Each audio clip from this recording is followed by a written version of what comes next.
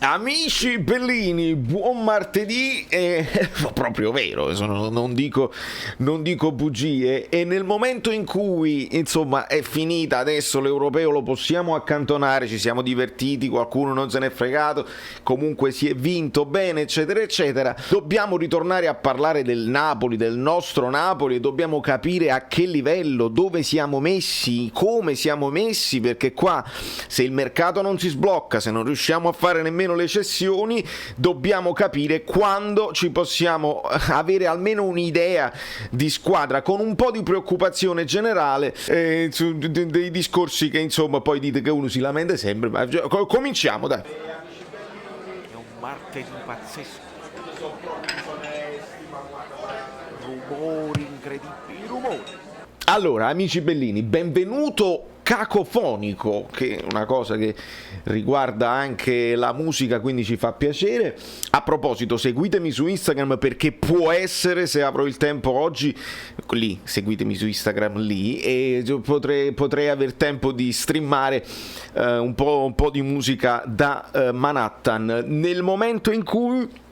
vi siete dimenticati di lasciare il like, mettetelo, perché poi a fine video magari siete depressi e ve lo dimenticate. Iscrivetevi al canale, lasciate il like. Allora, io in esclusiva, prima di parlare di mercato e della situazione degli infortunati, perché è un pochino preoccupante la situazione, io volevo presentarvi in anteprima, perché so le mie fonti, la nuova maglia del Napoli, perché voi ho sentito anche la radio ufficiale che diceva si spera De Laurentiis sta accelerando per sperare di avere la maglia per le prime giornate, cioè si accelera per sperare di... Tu la dovevi avere 3 mesi fa, si accelera per avere la maglia, ma io vi dico come giocheremo le prime giornate, ve la faccio vedere subito. Eccola qua, è una maglia molto trasparente, traspirabile, con delle cose così, ma tanto è estate, si può fare, non sto mostrando nessun tipo di nipples, e quindi questa è la maglia, non è male, è un color carne, poi dipende, qualcuna sarà più scura, poi dipende da chi la indossa, perché ci sta questo effetto così, vabbè, evitiamo, torniamo a fare le persone serie. Perché, perdonate lo scherzo, mi offro io.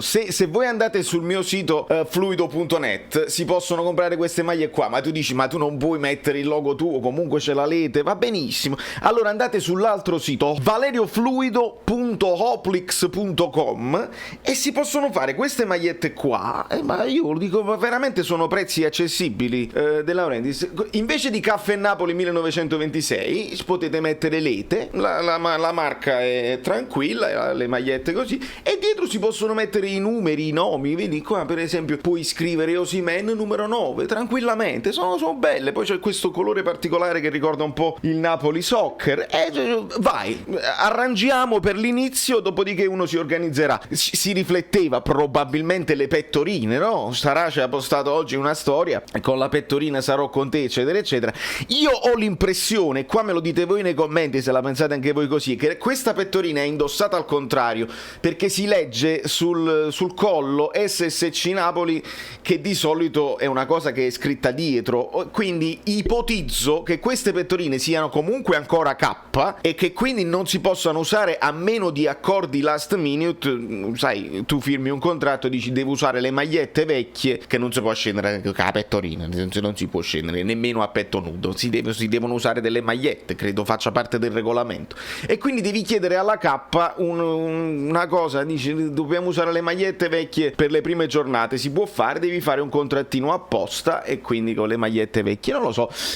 tutto normale, va bene così. Però più importante di cosa indosseranno i giocatori è sapere quali giocatori indosseranno cosa. Perché? Perché se è vero che si legge che stiamo aspettando con ansia notizie definitive sulle condizioni di Lozano, perché io speravo che fosse niente di gravissimo, insomma, che potesse estendere le sue vacanze per venire poi in ritiro, magari non a Di Maro, magari a Castel di Sangro, insomma, ma a noi ci serve come il pane, il giocatore che comunque l'anno scorso ha avuto l'esploit, e quindi bene, Osimhen e Lozano è una coppia imprendibile, e quindi speravamo tanto di poter puntare su di lui, ma pare che le condizioni dell'occhio destino delle preoccupazioni. A me gli uccellini mi dicono cose dove si rischia, insomma, c'ha il collo così, si deve bloccare, quindi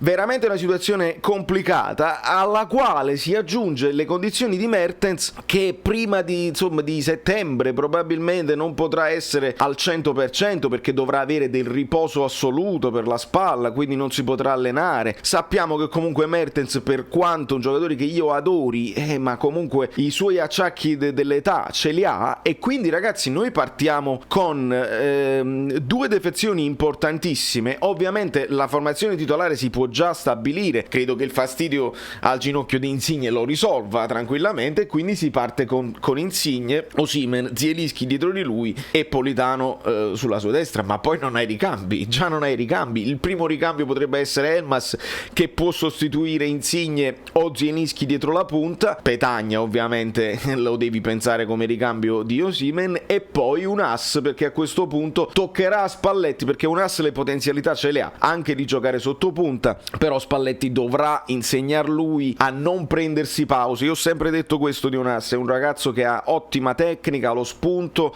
un po' fragile, no mentalmente ma proprio fisicamente, un po' leggerino, però se non si prende delle pause, se partecipa alla manovra e comincia a fare anche la fase difensiva, cosa in cui è molto carente, ecco perché Sarri non lo utilizzava mai, ed ecco perché insomma ha fatto quello che ha fatto al Cagliari, così e così. E ho guardato proprio le partite del Cagliari e poi quelle del Crotone, si prende delle pause. Se Spalletti gli insegna a non prendersi pause, allora ci può tornare utile nelle alternanze con la punta, oppure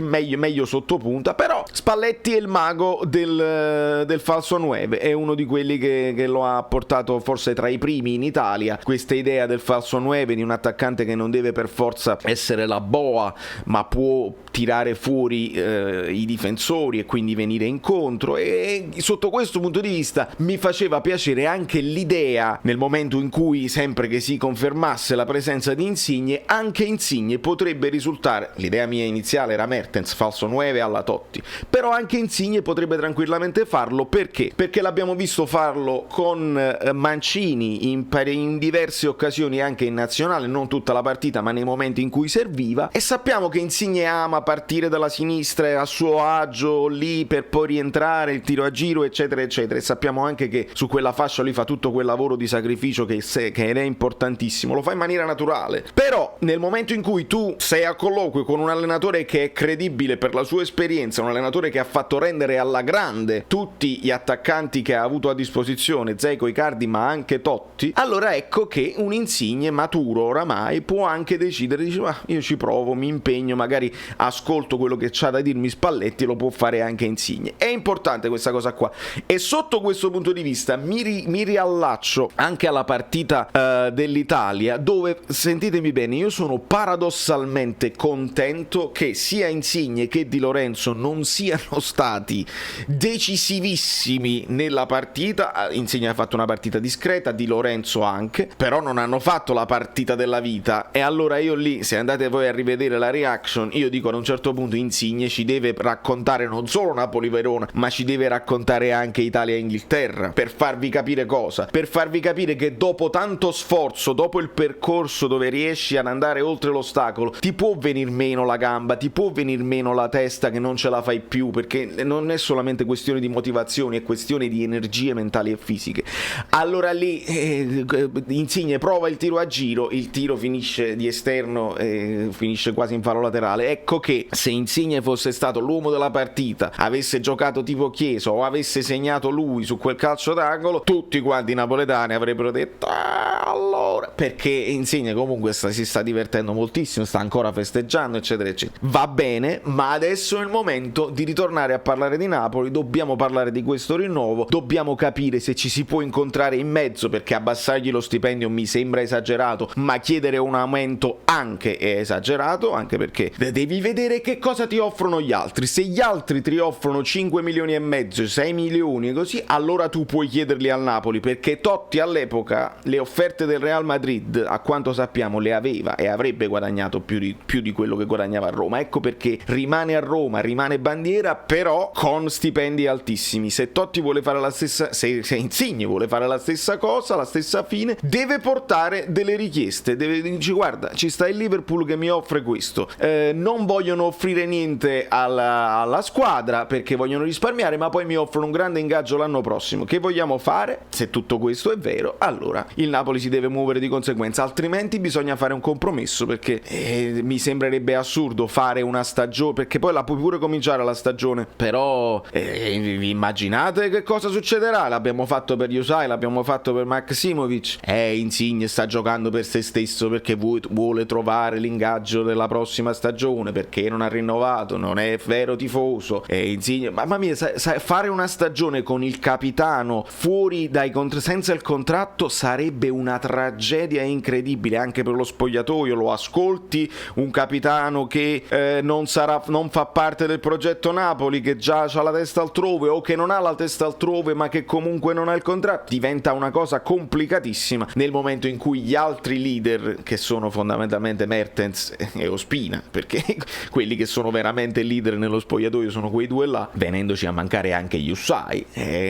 Mertens comunque a fine carriera, Ospina pare che sia più di là che di qua. Signori, è complicata, lo so, è un video che potrebbe essere un po' deprimente, voi non fatevi prendere dal panico, dobbiamo stare lì in attesa di notizie. La cosa positiva con cui vi posso lasciare è che i contatti con Emerson Palmieri esistono e sono reali. Stavolta non possiamo parlare di rumors, dobbiamo vedere però sempre a livello di disponibilità economica, perché se non riusciamo a piazzare nemmeno Mario Rui, e adesso Giuffredi, che è lo stesso agente di Mario Rui, rincalza sul fatto che è Di Lorenzo che sta avendo interessamenti da parte dell'Atletico Madrid, che prende De Paul, allora lì Di Lorenzo adesso vale almeno 40 milioni. Ho capito, non te li danno, ha fatto un buon campionato, ma non te li danno 40 milioni per Di Lorenzo, c'hanno già Trippier, dai, non esageriamo. Però se poi l'unico che puoi sacrificare è Di Lorenzo, perché magari Fabiano nessuno l'ha visto, Zielinski ha fatto un europeo così e così, e gli altri li valuti troppo perché chiedi 60 milioni per Koulibaly, non entra niente, non entra neanche un soldo, e allora noi come li pigliamo? Perché potresti pensare di vendere le scartine, perché sotto questo punto di vista Giuntoli si è dimostrato bravo a ipervalutare i giovani. Allora devi vendere Ciciretti non è giovane, ma comunque Tutino, Gaetano, Palmiero, tutti questi qua che rientrano adesso e che faranno l'inizio del ritiro, li devi supervalutare in qualche modo e sperare di fare un po' di cassa così. Dopodiché, ragazzi, io gli acquisti a costo basso li ho identificati. Vatti a prendere Anthony Robinson dal Fulham, che è retrocesso a sinistra, e stai a posto. Oppure ti prendi un Bastoni dello Spezia, e stai a posto. Se non ci ascoltano, dobbiamo avere delle idee, devono avere delle altre idee, altrimenti si continua a parlare di giocatori che però poi alla fine non arriveranno. Da New York, Valerio Fluido è tutto, ci vediamo domani, perché comunque sempre approfondimento tutti i giorni, e se volete mettere un mi piace alla fine, contrastate i non mi piace di quelli che mi stanno pure descrivendo delle cose brutte. Evidentemente la crescita deve essere, si paga, la crescita si paga, come diceva Milione, tu sei 6 milioni, vieni, io l'ho già pagato andando in galera.